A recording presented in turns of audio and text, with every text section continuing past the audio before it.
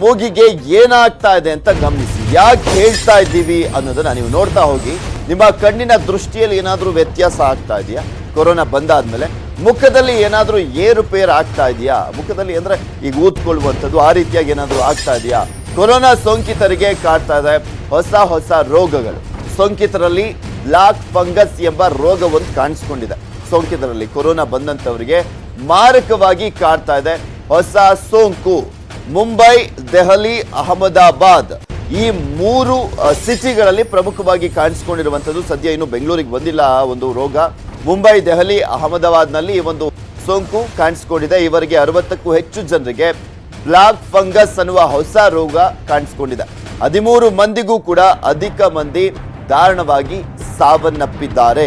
ಈ block fungus ಬಂದಾದ್ಮೇಲೆ ಅವರ ಒಂದು ಬಾಡಿಯಲ್ಲಿ ತುಂಬಾ ವೇರಿಯೇಷನ್ಗಳು ಆದಂತ ಹಿನ್ನೆಲೆಯಲ್ಲೂ ಕೂಡ ಸಾವನ್ನಪ್ಪಿದ್ದಾರೆ. 13 ಜನ ಸಾವನ್ನಪ್ಪಿರೋದ್ರ ಬಗ್ಗೆ ವರದಿ ಆಗಿರುವಂಥದ್ದು. ಬ್ಲಾಕ್ ಫಂಗಸ್ ಅಂದ್ರೆ ಏನು ಅನ್ನೋದ್ರ ಬಗ್ಗೆನೂ ಕೂಡ ನಿಮಗೆ ತೋರಿಸ್ತಾ ಇದ್ವಿ.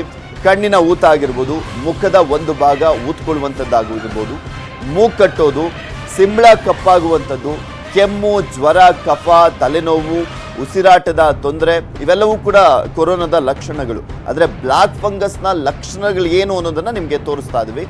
ರಕ್ಷಣೆಯನ್ನ ಹೇಗೆ ಮಾಡ್ಕೊಳ್ಳೋದು ಅಂದ್ರೆ ತಪ್ಪದೆ ಮಾಸ್ಕ್ ಅನ್ನ ಬಳಸಲೇಬೇಕು. ಶಾರೀರಿಕ ಅಂತರವನ್ನ ಕಾಪಾಡ್ಕೊಳ್ಳಿ. ಕೊರೋನಾ ಬರ್ದಲೇ ಇರುವಂತೆ ನೋಡ್ಕೊಳ್ಳಿ. ಬಂದಿರುವಂತವ್ರಿಗೆ ಮಾತ್ರ ಡೇಂಜರ್ ಅಂತಲ್ಲ, ಬರುವಂತ ಚಾನ್ಸಸ್ ಇರುವಂತವರು ಕೂಡ ತುಂಬಾ ಮುಂಜಾಗ್ರತಾ ಕ್ರಮಗಳನ್ನ ಕೈಗೊಂಡು ಹೊರಗಡೆ ಹೋಗಿ ಆಗಾಗ ಕೈ ತೊಳೆಯೋದು, ಮಾಸ್ಕ್ ಅನ್ನ ಧರಿಸುವಂಥದ್ದು, ಸಾಮಾಜಿಕ ಅಂತರವನ್ನ ಕಾಪಾಡುವಂಥದ್ದಿದ್ರೆ ಯಾವ ರೋಗನೂ ಕೂಡ ಬರಲಿಕ್ಕೆ ಸಾಧ್ಯನೇ ಇಲ್ಲ. Corona specially.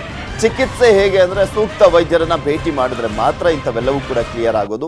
ಆಂಟಿ ಫಂಗಸ್ ಚಿಕಿತ್ಸೆಯನ್ನ ಪಡೆದ್ರೆ ಈ ಒಂದು ರೋಗ ಗುಣಮುಖ ಆಗುತ್ತೆ. ಸದ್ಯ ನಮ್ಮ ರಾಜ್ಯಕ್ಕೆ ಇನ್ನೂ ಕಾಲಿಟ್ಟಿಲ್ಲ ಈ ಬ್ಲಾಕ್ ಫಂಗಸ್ ಅನ್ನೋದು. ಎಲ್ಲೆಲ್ಲಿ ಅನ್ನೋದನ್ನ ತೋರಿಸ್ತಾ ಇದ್ವಿ. ಮುಂಬೈ, ದೆಹಲಿ ಮತ್ತೆ ಅಹಮದಾಬಾದ್ ಈ ಒಂದು ಸಿಟಿಗಳಲ್ಲಿ ಹೆಚ್ಚಾಗಿ ಕಾಣಿಸ್ಕೊಂಡಿದೆ.